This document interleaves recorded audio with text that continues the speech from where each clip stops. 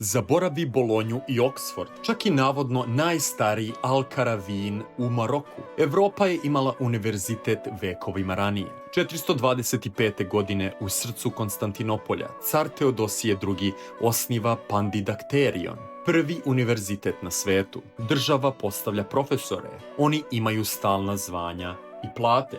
Pod direktnom su carskom kontrolom. Zaposlen je čak 31 profesor.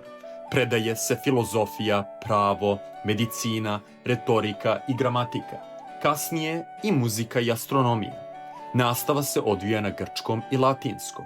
Vekovima pre Bolonje i Oksforda, Vizantija je uveliko školovala pravnike, filosofe i lekare. Logično se nameće pitanje, zašto se svuda pominju drugi univerziteti, a ne ovaj? Odgovor je jednostavan. Istoriju univerziteta pisao je Zapad, a Carigrad je pripadao drugoj tradiciji. Zato mali savet, ako ti neko kaže da je univerzitetska istorija počela u 11. veku, reci da je prvi univerzitet po kriterijumima Zapada nastao u Carigradu i to više od pola milenijuma ranije.